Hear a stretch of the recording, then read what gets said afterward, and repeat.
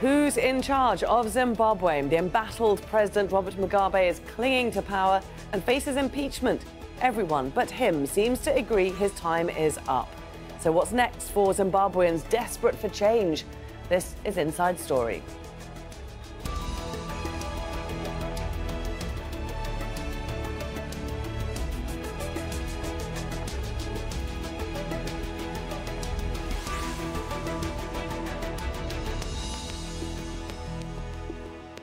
Hello there and welcome to the programme. I'm Laura Kyle. Zimbabwe's President Robert Mugabe has ignored a deadline to resign. His ruling Zanu-PF party had told him he must step down or be impeached. Now it says that process will begin. The party is accusing Mugabe of being responsible for political instability and an unprecedented economic tailspin. And that frustration is spilling onto the streets, with hundreds of students out protesting, demanding Mugabe get out of office. The powerful War Veterans Association is also demanding Mugabe step down and threatening High Court action to have him removed.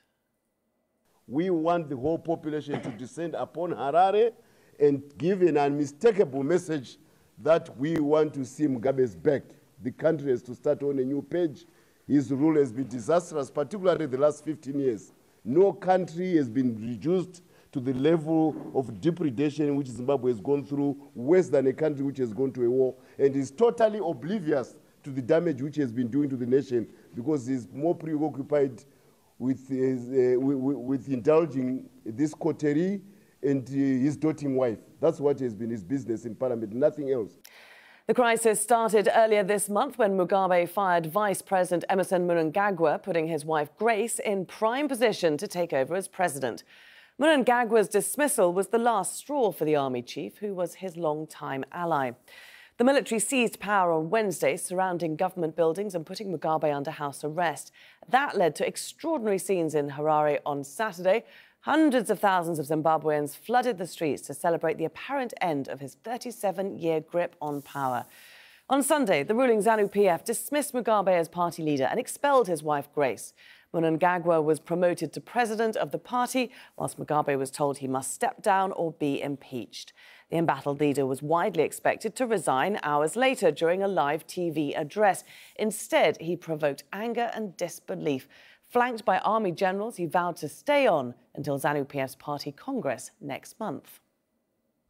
The Congress is due in a few weeks from now.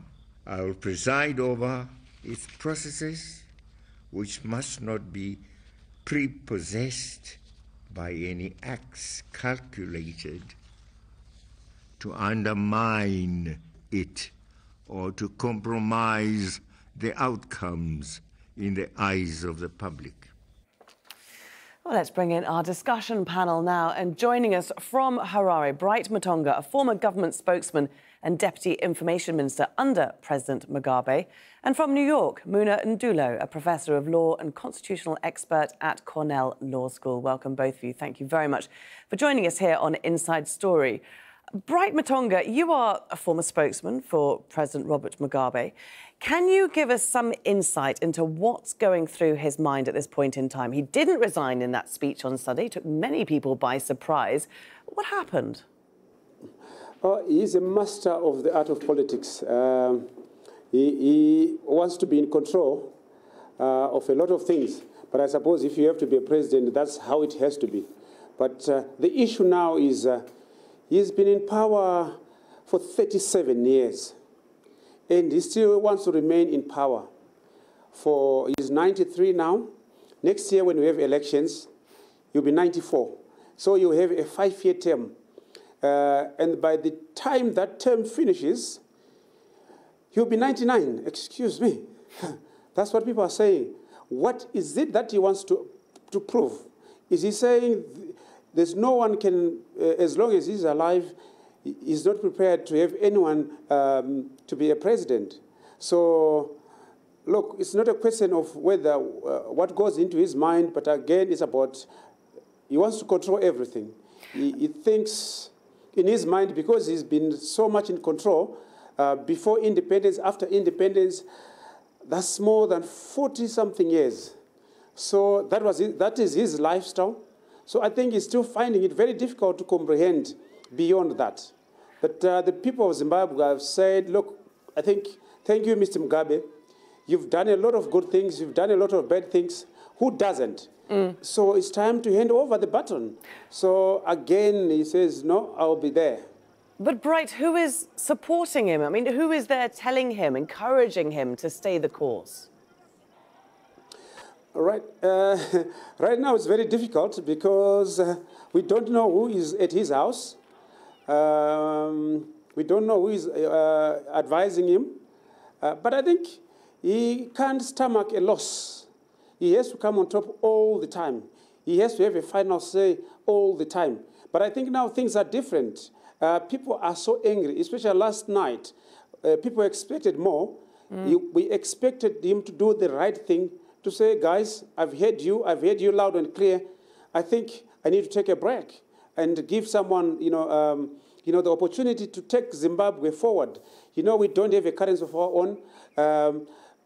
Public debt is 40% of GDP. People are suffering, and the students, again, there's so much poverty. What this does, is kills families. Young girls are forced to go into prostitution to get money to sustain their livelihood. So things are getting bad. And if after now, who is going to come and invest in Zimbabwe? It's a very unstable economy. So people will just hold back, and it's 5 more years of suffering. And I think with Zimbabweans, people said, no. I think you're taking us for a ride, and we want to prove to you that you can't hold the council to ransom. And people tomorrow are coming back again in their millions to say, I think you better move out. And the parliament, Zanu-PF recalled him and expelled about 10 or so senior party members who he has been working with. Right. Just going to jump in there. And just one more to you before we go over to Muna there in New York. Just one more, because you're talking about the people having had enough and coming out onto the street. But it wasn't the people who finally moved to remove Mugabe. It was the army. The people have put up with a decade of economic stagnation and human rights abuses. So why did the army choose now to move? Look, the army noticed that there was a vacuum. The police was infiltrated, so is the secret services. They were not working for the best interest of the country. So they spoke to him. They asked him to intervene. He didn't listen to them. They made a public announcement. And when the chief of the army said that, he also wanted to arrest him and fire him. Unfortunately, that couldn't happen. And the army said, Commander, we respect you. We've been with you in the trenches. It's a high time you have to listen to us. There's no police force. But the funny thing now, or the interesting thing at the moment is you can't see any policemen along the streets. And it's so peaceful, no looting, no crimes recorded. And people are just happy, and people are so united. So I think the army have said, we are the custodian of security of this country. It's better for you to do the right thing, control your people. If you can't, then we have to take the role of the police.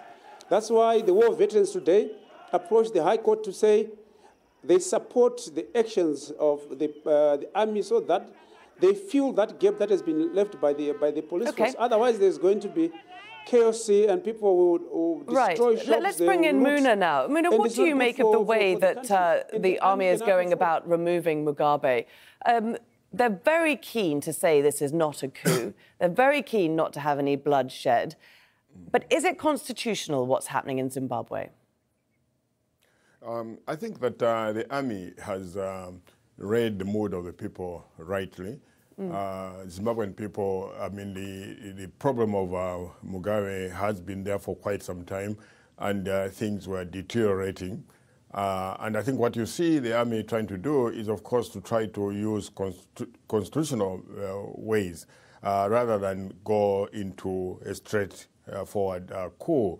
And I think this is really in order to promote stability so that institutions remain in place.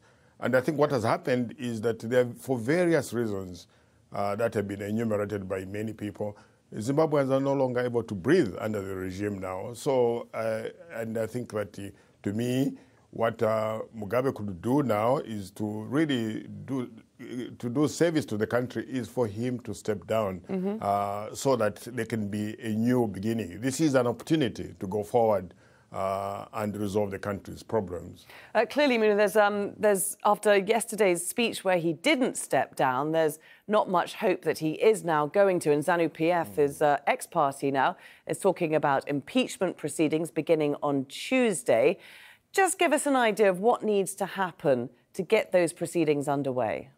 I think that resignation would have been the easiest way out. This is provided for under Article 96 of the Constitution. So he would have resigned, and that would have been much, much easier. I think the impeachment process, as the party suggests, is the next process that can go on. The difficulty with that is that there's a process to it. In that you have to look at, I think, Articles 96, 97 to 99, and you find there that they would have first to table a motion before a joint sitting of the Senate and the Assembly, and then get a majority of the members supporting the motion. And after that, you would have to appoint a committee that would have to look into the the impeachment allegations, and there's specified grounds on which he has to be, you can impeach him. And then you would have the committee of 9, I think that's what is provided for, reporting back, to the joint sitting, and then you would need a 2/3 majority to actually remove him. Okay. And I think there's also a complication. I'm just going to jump in there, Muna, just to jump in, because I am pleased to be able to bring in also from Harare, Earnest Mudzengi. He's a political commentator and director of the Zimbabwe Media Centre. Ernest, we're just hearing from Muna the process that needs to happen to get impeachment proceedings underway against Robert Mugabe. On what grounds do you think Mugabe could be impeached?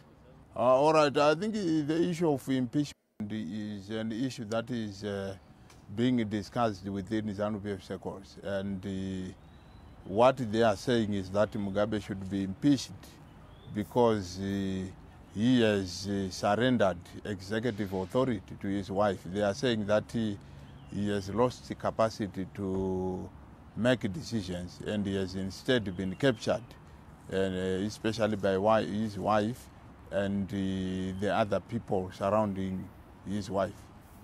Right, Matonga, the sacked Vice President Emmerson Mnangagwa, let's take a look at him. He's been named as the new party leader. He is known as the crocodile there in Zimbabwe. What do we know about him? He was sentenced to death when he was 18 years old for carrying out guerrilla activities. The only thing that spared him death was because he was underage. And from there on, he took part in the liberation struggle. He then, I think from 1977, he was President Mugabe's assistant and bodyguard, so to speak. He's a lawyer. He's been Minister of Security, he's been Minister of Defense, he's been Minister of Justice, he's been Head of Parliament, and now he was the Deputy President. So he's got vast experience in terms of management, finance, I spoke of finance, law, all those things. So I think at the moment, people were looking forward to him taking over as the next president. People are looking forward, right, you say, to him taking over. Is that the case, or are they not worried that he is just going to bring them more of the same that Mugabe did? Well, sometimes better devil, you know. But I think for majority of Zimbabweans, it's not a question of whether it's Emmerson or whoever. They just want to see a different president. You know, that's what people are looking forward to. I know you asked my other colleague of impeachment. The ordinary man doesn't understand processes. The ordinary man, for example, now they know that president was fired. It gets into his mind. There's impeachment. it's the voting that counts the ordinary man.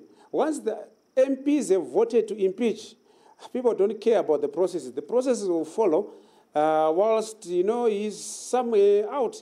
This is the mood on, it's not my views, but this is what I've picked up from the street. They say, hey, we don't understand this legal jargon, but what we know is that impeachment is, you have to go. Muno, is that true, or might Bright be doing the Zimbabwean people a slight disservice there, saying they don't care about the processes and the intricacies of impeachment? Well, I think that the processes would have to be followed if you are to avoid the coup label, and I think that's the issue at hand.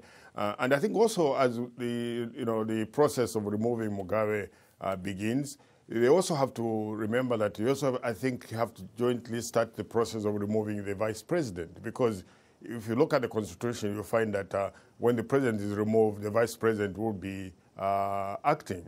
So I think that you have to deal with both in terms of, and in the constitution is provided for that you can proceed against the president and you can also impeach the vice president. Just picking up on what Muna says there, if you impeach the president, you also have to impeach the vice president. Does that mean that we're not going to see Mnangagwa coming up to be president? Yeah, I think the people of Zimbabwe right now are so tired, and they are blaming everything on Mugabe. That is in terms of the economic hardships, and they would want to see someone else. That is the truth on the surface.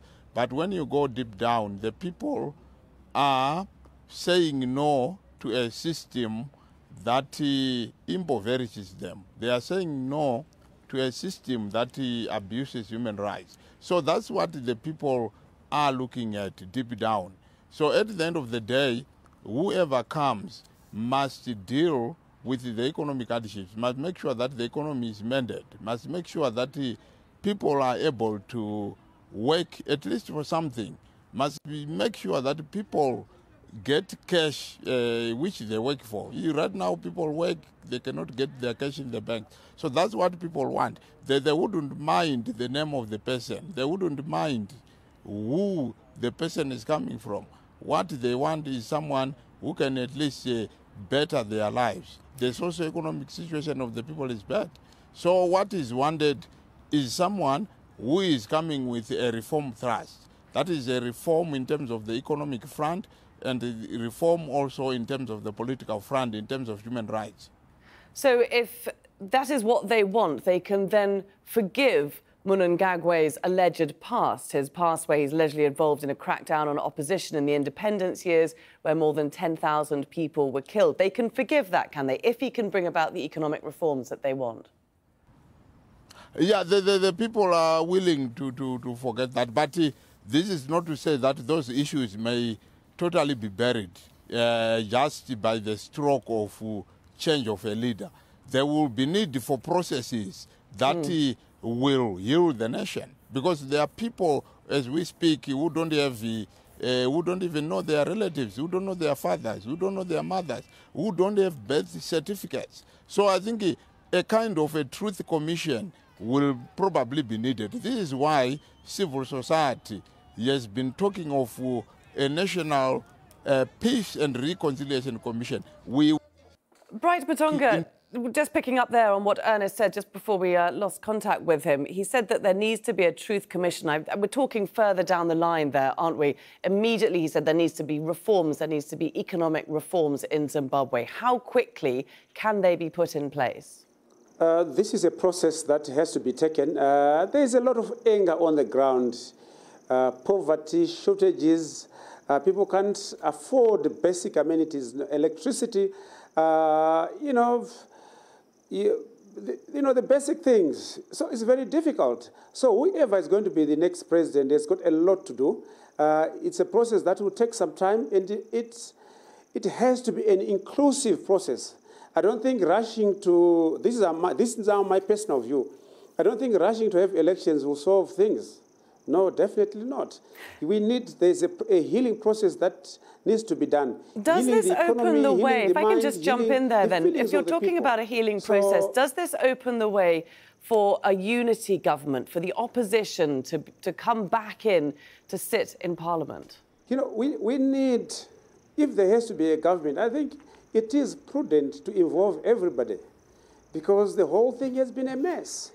Unfortunately, at the moment, the opposition is not very strong, and which will leave room for Zanu-PF to win again elections on a landslide scale. But I don't know after this whether that is going to happen. But he or she, whoever is going to take over, they have to include everybody. They have to, you know, Zimbabwe is, we're becoming like North Korea. You know, no one wants to come to Zimbabwe. It's a very bad tag. You need investment. You need, if you invest in Zimbabwe or in a country, you want to be assured that, you know, the return on investment, you can repatriate your dividends. In Zimbabwe, it's not clear because there is no money. The forex that you want, you can't get it. But for some reason, if you go in the streets, you can find your US dollars, and that's not the way to run an economy. It's only the few privileged who are accessing the foreign currency. So who would invest in such an environment where people are saying, you know, the people don't trust you, the army don't trust you, foreigners don't trust you, your neighbors don't trust you anymore. So we are in a catch-22 situation. We are in a big mess, if I can put it that way. Muna, would you agree that you are in a big, that Zimbabwe is in a big mess, but that there is an opening now for a sense of optimism, that things can be put right? Yes, I would agree that. You know, the situation in Zimbabwe is very difficult for Zimbabweans, and I think that this is really a big lesson in terms of African states, that you cannot have a monarchy-style kind of government, that you cannot, you have to have renewal. And the emphasis on term limits, this would not have happened if, in fact, Mugabe did not stay in power for all these years. And I also agree that going forward, of course, it would be necessary to look at the past in terms of trying to deal with the, you know, all the issues that brought Zimbabwe down. Whether Zimbabwe opts for a truth commission or it, you know, does something else or prosecutions, that is up to the Zimbabweans to decide. But they have to deal with the past. And then after that, I think they have to focus on creating institutions that are going to ensure that, in fact, human rights are respected and that there is participation by all in governance. And that's when, of course, you begin to come up with the correct policies that my colleagues are mentioning, that are necessary to grow the Zimbabwean economy. Ernest, we've just got a minute left. Last word to you. Mugabe still commands a level of respect in Zimbabwe, doesn't he, as father of the nation? Do you think his legacy is going to be more hero or villain? Okay, I think Mugabe, yes, he has done a lot for this country. We cannot wish him away just like that. He contributed a lot to the liberation of this country. He did some work, I think soon after independence, you know, the socio-economic agenda in terms of education and health, the building of the clinics, the building of schools. And if you look at Zimbabwe today, obviously we are now losing out, but we had a very good literacy rate. And Mugabe did something for the nation. But somehow, I think at the turn of the 90s, there were problems. And these problems moved on to kind of dent his legacy.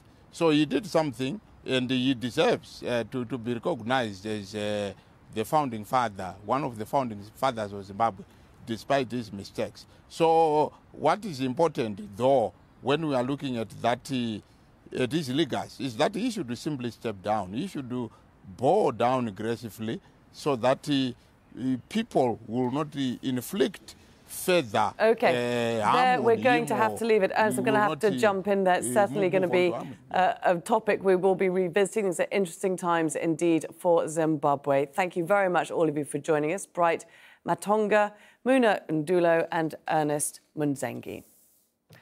And thank you too very much for watching. You can see the programme again anytime by visiting our website, that's aljazeera.com. And for further discussion, do go to our Facebook page, that's facebook.com/AJ Inside Story.